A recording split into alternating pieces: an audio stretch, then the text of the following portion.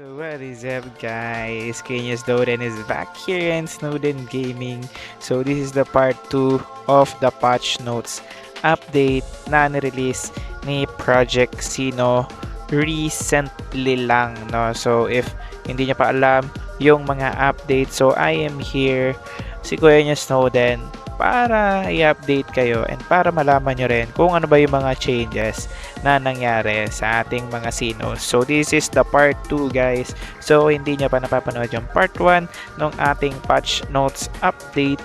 So panoorin nyo muna yon and then mag-jump back kayo in this video para masundan nyo yung part 2 ng video na yan. So ano pang hinihintay natin? Tara na! So yun nga mga kabatid, no? So nang una na sa ating listahan, si Kuya Mong Samurai, no? So medyo balance lang naman or maybe hindi para sa iba. Pero for me, balance lang naman yung ginawa nila kay Kuya Mong Samurai, no? So unang-una na sa update nila dyan is yung aerial claw, no? So na-strengthen siya, so change the effect that increases damage to 150% when targeting 2 or more enemies to 200%, no? So kapag na-target mo daw is 2 or more enemies in a row, so 200% na yung damage increase niya, no? Sinundan niya ng malis. So yung malis or malais, I don't know. So, lower the damage effect. No? So, medyo pinahina lang siya. No? Pinahina lang yung damage effect. Pero goods pa rin yung malis para maalis yung mga debuffs ng lason. No?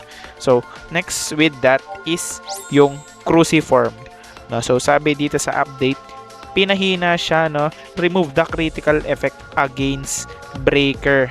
No? Pero, kitang-kita nyo, I don't know if this is a bug, pero nakalagay dito, if the target is breaker, the attack will be critical, no?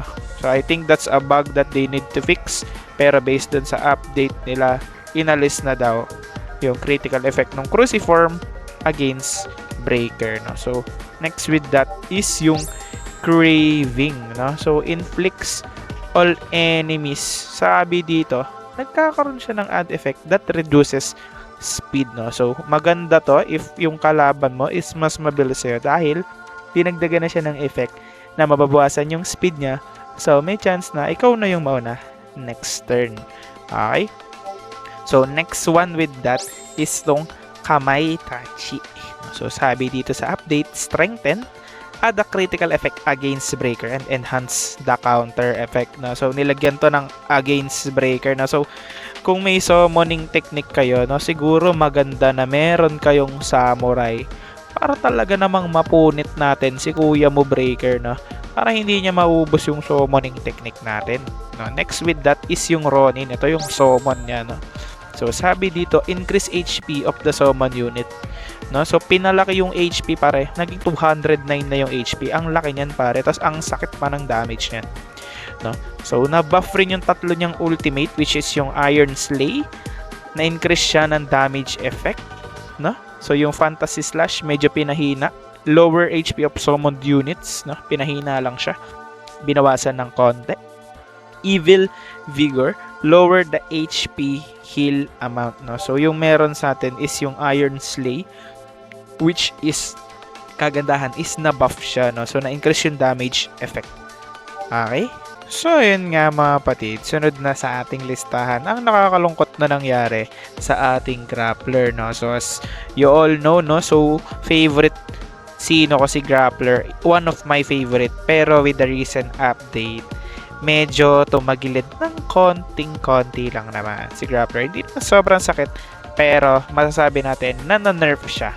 Unang-una na dyan, yung Mach Punch, no? So, raise the HP reduction from 20 to 30, no? So, every time na gagamitin mo si Mach Punch, in-increase nila yung damage, ay yung HP reduction sa'yo, no? Next, that is yung Rising Dragon. So, same effect yan, no? Pinalaki rin nila yung HP reduction sa Rising Dragon, no? So, from 40, naging 60. So, medyo masakit din yun. Sunod dyan is yung Aura Knuckle. So dito, reduce the damage effect, no? So medyo pinahina siya siguro kasi apakasakit talaga ng aura knuckle kasi kaya niya agad mag-burst down ng isang psychic when you have enough energy, no?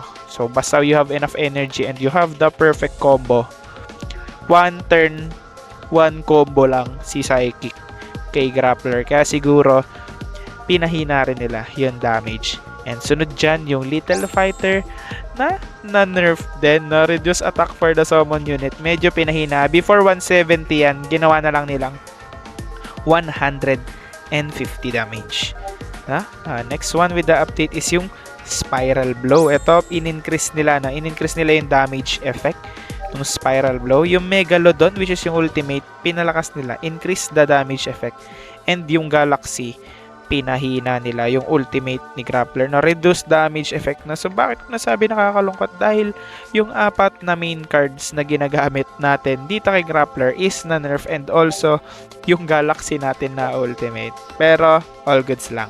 So not but not the least is yung kuya nating si Ninja, no? So hindi na nerf si Kuya mo Ninja, pero na-adjust yung damage niya, no? So for me, siguro it's a nerf for those new players na gustong itry yung poison combo ng Ninja, which is meron tayong tutorial nun from our previous video. So if you want to learn more about Ninja poison composition, you can watch that video. So ayun nga, let's get back to the topic. For me, it's a nerf doon sa mga new players dahil in-adjust nila yung damage ng poison. Unang-una na dyan is yung Poison Bomb.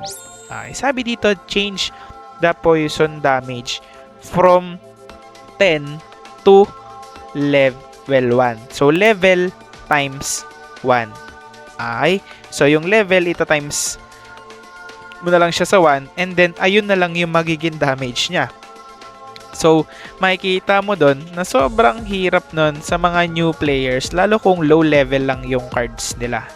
So, let's say for example, you have a level 5 Poison Bomb. So, yung magiging damage na lang niya is 5. So, 5 times 1 is a super big difference with those high card level, no? So, malaki yung difference niya. So, for me, it's a nerf talaga doon sa mga new players kasi hindi nila agad ma-explore yung ganong klaseng lineup. So, next with that is yung Poison Slay. So, yung Poison Slay, no? So, ito, change the poison damage from 10 to level times 1. Ganon din siya, no? So, kung may level 6 ka na Poison Slay times 1, yung effect na lang ng poison niya is 6 na lang.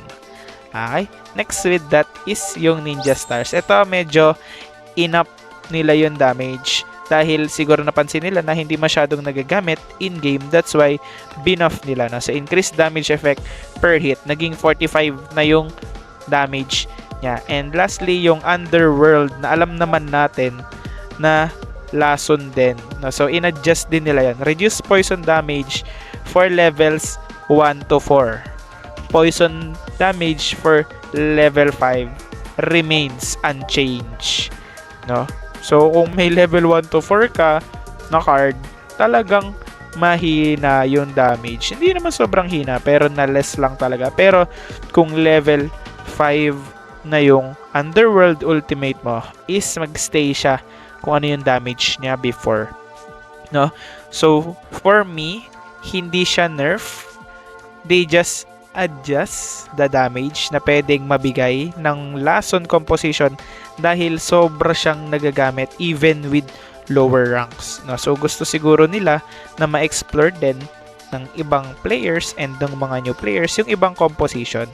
No? So nilagay lang siguro nila si Poison Gaming more on a higher level or higher rank plays. No? So I hope na magamit pa rin natin si Ninja on our future games, no? Pero for now, pahinga muna natin si Kuya mo Ninja at si Kuya mo Grappler dahil medyo masakit yung mga naging updates sa kanila with this patch notes. So, yun lamang mga kapatid. Maraming salamat sa pagsubaybay sa ating patch notes update, no? So, kita-kits ulit on our next video, mga pati. Don't forget to like, comment, and please do subscribe on our channel for more Sino updates. So, kita-kits ulit on our next video. Bye-bye!